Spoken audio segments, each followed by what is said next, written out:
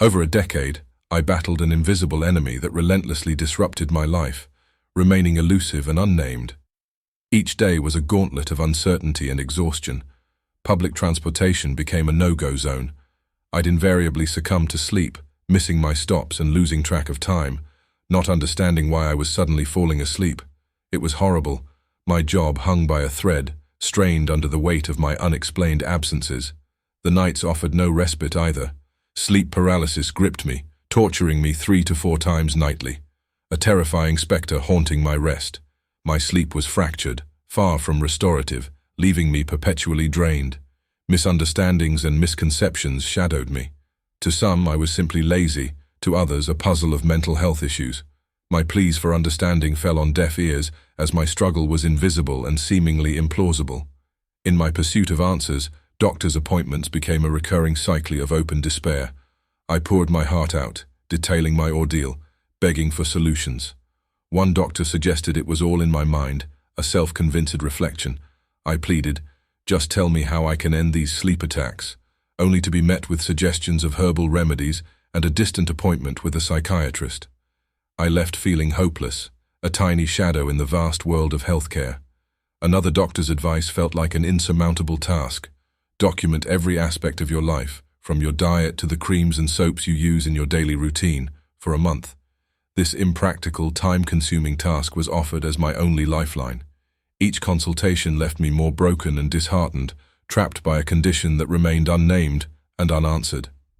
After a decade of suffering, a new doctor confidently misdiagnosed me with alcohol withdrawal, a baffling conclusion given my abstinence from alcohol. "I don't drink," I stated. Her stubborn insistence felt like a slap in the face, pushing my frustration to the boiling point. I couldn't fathom why my earnest quest for help was met with such resistance and misjudgment. When I lodged a formal complaint, the doctor retaliated with falsehoods, accusing me of drug and caffeine tablet abuse, claims far removed from reality. It was a disheartening realization. In the battle between patient and practitioner, my voice was drowned out by medical notes riddled with inaccuracies and stigma. My trust in the medical system crumbled, leaving me with a deep-seated phobia of doctors and clinics. The investigation's conclusion was the final straw. I was portrayed as she saw me and was ousted from the doctor's surgery shortly after, my journey for answers seemingly at its end. This harrowing experience laid bare the arduous path faced by those seeking treatment for sleep disorders. Many, like me, wander in this limbo of misunderstanding and misdiagnosis. Now, every doctor I see will look at my notes and judge me as the last did. I was not seen or recognized as someone suffering or seeking help. To them, I was an unbalanced alcoholic. In a last-ditch attempt, I turned to private healthcare, a costly venture, but one that finally shed light on my unknown condition. Now, with the right medication and understanding, I navigate a life that's closer to normality.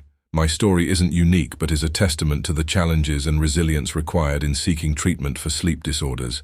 It's a journey of persistence, fighting to be heard, and ultimately finding life-changing answers. My life now is one of peace, functioning as close to the norm as I will ever be. In what was once a chaotic existence, to where I am today, I was absolutely let down by health services time and time again. I was sitting with a colleague talking about this and that when I started to feel really strange.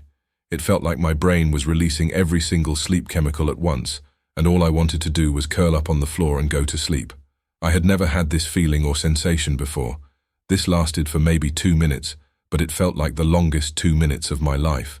My colleague was asking me if I was okay, noting that I had gone really red. I could barely concentrate or answer him.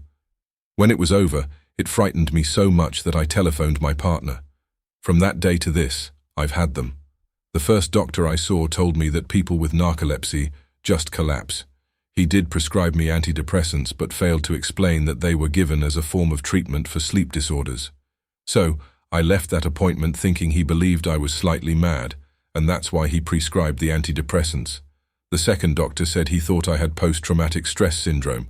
When I asked him what caused it, he said a traumatic event in my past. So this gives you an idea how difficult it is seeking treatment for a sleep disorder. Unfortunately, this happens to many people seeking help with sleep disorders. People like myself never get diagnosed. My medical notes probably full of post-traumatic stress syndrome, hypochondriac, alcohol addiction, amphetamine addiction. All of this is not true. I could not stay awake. It was interfering with my work and my life. I went to the place that I thought I would get the help I needed, but I got the complete opposite. Unfortunately, if you are suffering with a sleep disorder, you are going to have many appointments where your symptoms are going to be put down to other conditions. I really did hit a brick wall as regards to the health service I was receiving. It just became pointless. I had no choice but to go private. Otherwise, I do not know how much longer I could have coped with my life out of my control. Please like and subscribe. I would like to hear about your experiences.